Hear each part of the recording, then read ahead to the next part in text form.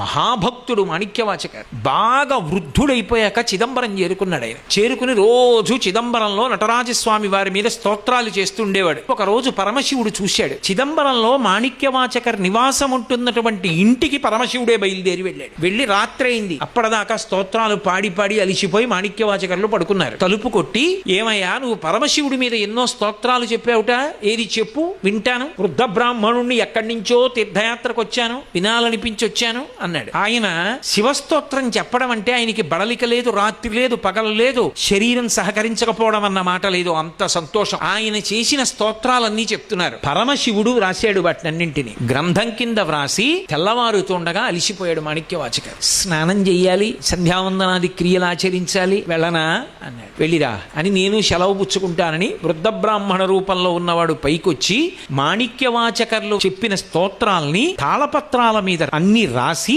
వాటికి తాడు కట్టి చిదంబరంలో ఆకాశలింగం ఉన్నటువంటి ద్వారం దగ్గర పెట్టేసి దాని మీద నందీశ్వరుడు యొక్క ముద్ర గుద్ది వెళ్ళిపోయాడు. తెల్లవారుజామున అర్చకులు తలుపులు తీయడానికి వచ్చారు. ఏవో తాళపత్ర గ్రంథాలు ఉన్నాయి, ఎత్తి చూశారు. దాని మీద నంది ముద్రలు ఉన్నాయి. అమ్మ బాబోయ్, నంది ముద్రలు ఉన్నాయి, రాత్రి ఎవరు పట్టుకొచ్చి పెట్టారోనని తెల్లబోయి జాగ్రత్తగా విప్పి చూశారు. పరమశివుడి మీద స్తోత్రాలు. అందులో కొన్ని గుర్తుపట్టారు మాణిక్యవాచకర్లని. అందులో పరమశివుడు తన స్వదస్తూరితో పీఠిక వ్రాశాడు. ఈ వ్యక్తికి తల్లిదండ్రులు పెట్టిన పేరు వేరొకటి, కానీ ఈయన నోటి వెంట వచ్చిన మాటలు మాటలు కావు, మాణిక్యములు. అవి కాలమునందు రచనలుగా ఉండకపోతే రేపు ఈయన శరీరం విడిచిపెట్టేసిన తరువాత అలా చెప్పేవాడు లేడని, అలా పాడగలిగిన వాడు లేడని, అలా అందించగలిగిన వాడు లేడని ఆయన చెప్పినవన్నీ రాత్రి కూర్చుని నేనే స్వయంగా వ్రాశాను, వ్రాసి తెచ్చి ఇక్కడ పెడుతున్నాను నటరాజు అని దస్తూరి చేశాడు. చేస్తే సంతోషపడిపోయి అర్చకులు మాణిక్యవాచకర్ ఇంటికి పరిగెత్తారు. ఏమయ్యా, రాత్రి నీ ఇంటికి ఎవరైనా వచ్చారా, నువ్వు శివస్తోత్రాలు పాడావా అని.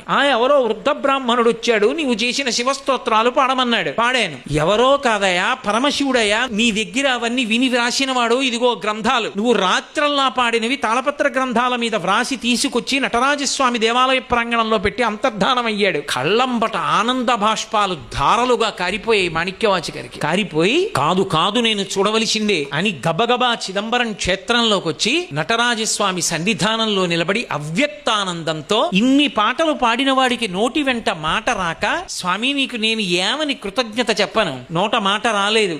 అవ్యక్తానందంతో నటరాజస్వామి ముందు నిలబడిపోయి కన్నుల వెంట నీరు కారుస్తూ రెండు చేతులు ఇలా పెట్టి నిలబడిపోయాడు. ఆ ఆనందానుభూతిలో ఆయన ఉండగా ఆయనలోంచి దివ్యమైనటువంటి జ్యోతి అందరూ చూస్తుండగా బయలుదేరి, అందరూ చూస్తుండగా చిదంబర క్షేత్రంలో మాణిక్యవాచకర్లోంచి జ్యోతి లేచి నటరాజస్వామిలో కలిసిపోయింది.